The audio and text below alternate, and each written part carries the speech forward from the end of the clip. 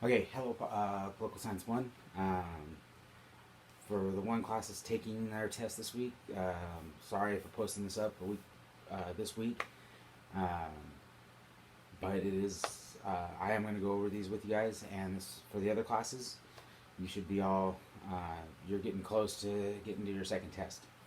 So, these are your study guide questions, the 3 essay questions that could be on the test. Judging by your last test, hopefully you check this video out and go through it. I'm going to give you everything that I'm going to be looking for through these 3 questions. So let's just get into it. First question: name the president's cabinet and what each cabinet official oversees. What is the purpose of the cabinet? All right. So really, a lot of students will give me an outline. They'll just list it and then say what they oversee, and that's it. You have to tell me what the purpose is. What is the purpose of the cabinet? What do they do? So what does the cabinet do when we talk about the cabinet? Well, they advise the president. They're experts in their field. They know what they're talking about in their field. So you have the Secretary of Defense. They're an expert on defense of the country. So if we're under attack, the president will get advice from that cabinet official. So their main job is to advise the president. Now you go through and tell me about all 15 of them. So you have Defense, Secretary of Defense. You have Attorney General.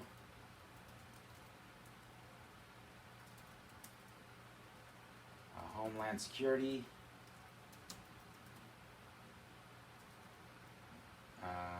Treasury. State. These 5 are the most important 5 of the. These 5 are the most important 5 of all the cabinets. They will meet with the president daily because these 5 are really important to the country. If one of these 5 fail, then the president is probably no longer president. So these 5 will meet with the president. These are the most important of all the cabinets. The other cabinets will meet with the president maybe on a weekly, bi-weekly basis, but these will probably could have access to the president daily if there's an event happening. So these are the 5 most important cabinet positions there are. Then we do have Interior. Oops, I'll space that. And we have HUD, or Housing and Urban Development, Agriculture, Transportation. We also have Labor, Commerce, Education. Let's see how many we have. 5, 6, 7, 8, 9, 10, 11. Veterans Affairs.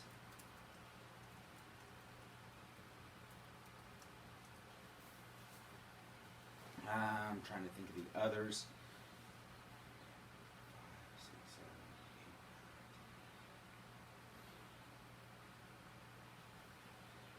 8. Have the U.S. Trade Representative.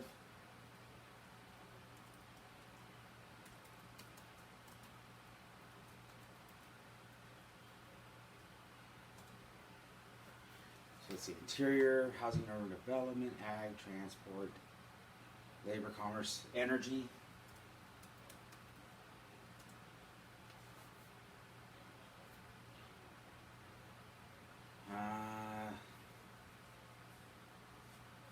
Trying to remember the other 2. I know that they're in the chapter 4 notes. And I'm just trying to think of the other 2.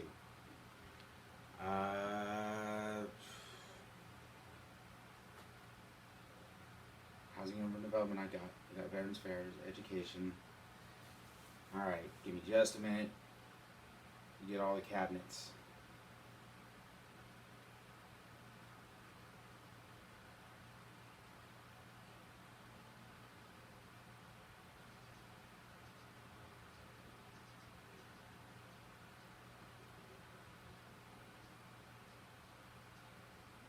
Health and Human Services.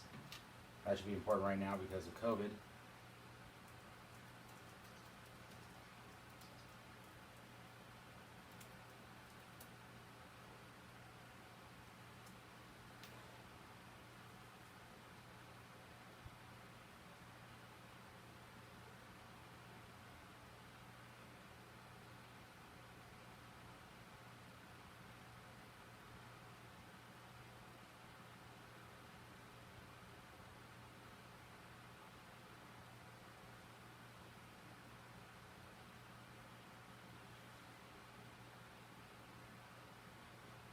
agriculture, we got commerce, got defense, got education, energy, health and human services, homeland security, HUD or housing and urban development, interior, labor, state, transportation, treasury, veterans affairs, and attorney general.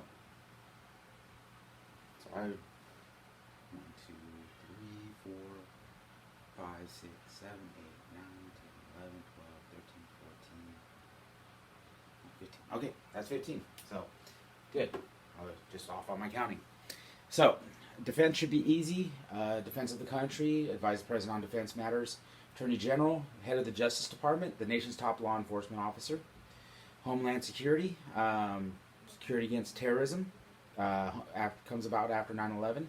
Treasury, of course, is money. State is foreign affairs. They go out and take chief diplomat for the president, take care of any treaties that we have with other countries. Interior is government-owned land and national parks. HUD, housing and urban development, looks at taking care of housing, low-income housing as well. Agriculture, agricultural issues. Transportation, that should be easy. Labor should be easy as well. Commerce is trade between states. Education should be easy. Veterans affairs, that taking care of veterans. U.S. Trade Representative is with other countries. Energy is energy policy of the United States, and then health and human services like disease control.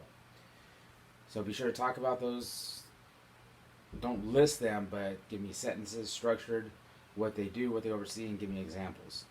So that's what I would be looking for with that question.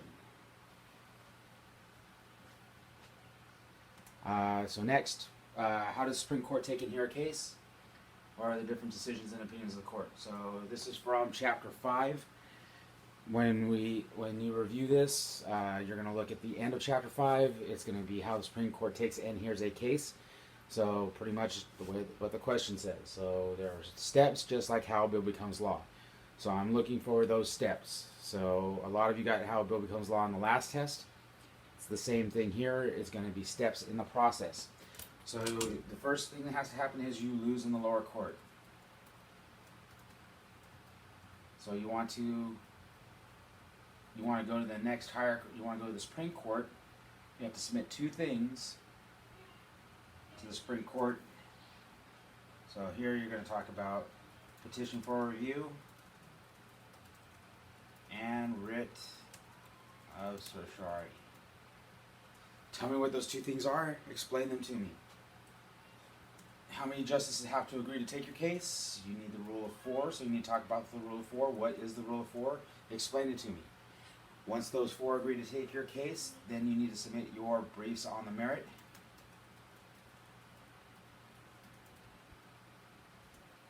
Explain to me what the briefs on the merit are.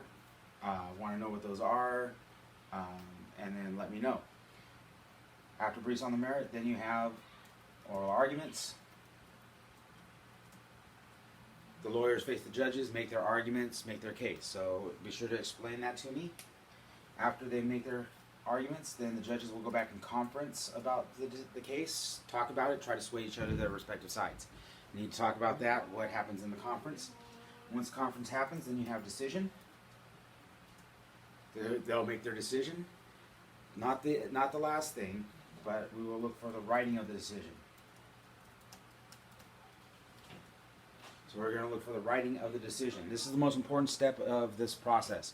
The writing is important because it sets precedent or stare decisis. So you want to talk about precedent and stare decisis and let me know why writing of the decision is an important thing. So be sure to talk about the writing of the decision. Different opinions and decisions of the courts. So we have opinions.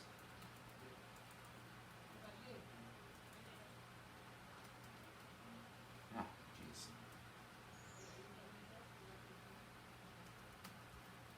And decisions. Again, this is like, I think the last slide in chapter 6.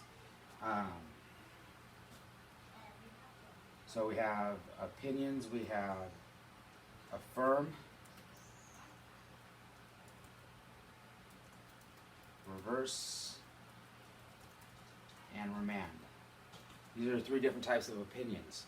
So if you affirm, these are decisions. So if you affirm a decision, you are agreeing with the lower court. If you reverse the decision, you are disagreeing with the lower court, and you're overturning the lower court. If you remand it, you don't like the decision they make, but you're not going to overturn them. You're going to send it back to them to fix. And then different opinions. These opinions should be easy. We have unanimous, majority, concurring, and dissenting. All right, on these different opinions, unanimous should be easy, 9-0 decision. Majority opinion should be easy, 5, 6, 7, 8, the majority of the justices. Concurring, you concur with the majority, but your reasoning is different. So concurring is you agree with the majority, but your reasoning is different. And then dissenting would be the minority opinion. All right, we'll go over this last question really quickly, so you can keep it under 10 minutes. Let me put this on another slide.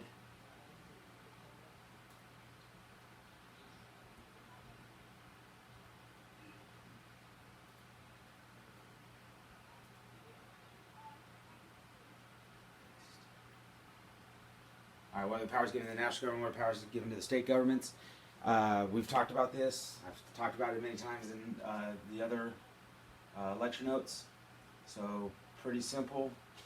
I'm going to erase this so I can write. So national government has 2 powers.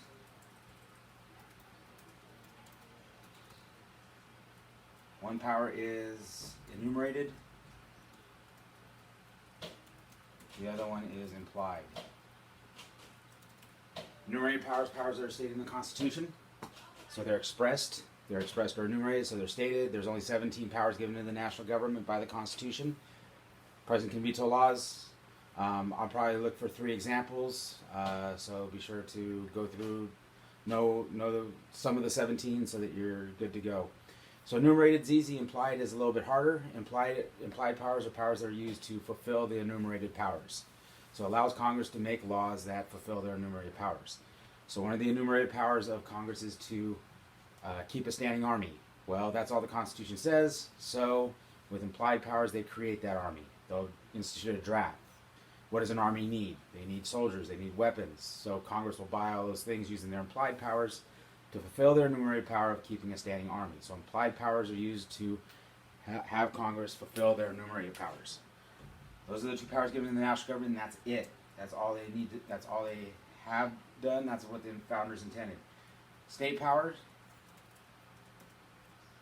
are known as reserve powers. Anything that is not expressed or implied is given to the states. The Constitution does not talk about education, so that is not given to the national government. That is given to state governments, so states will run their education systems. California has 3-tier college system, or 3 different college systems. We have UC, CSU, and community college. So states can set up their own education systems the way they want. They're not told by the national government what to do. What does the state provide to you? Think of the different things that states provide to you and put those into your answer. Police, public morality. State laws determine what murder is, not the national government. They determine what speed limit laws are. Garbage pickup, building roads, those are all done by states. There's nothing in the Constitution about those things. So that's anything that's not expressed or implied is given to the states. It's given to them by the 10th Amendment. All right? Okay, I hope this helps you guys. Please come to my office hours if you have any questions. I am available Tuesday, Thursday from 10 to 12:30, and I hope to hear from you. If not, good luck on the test.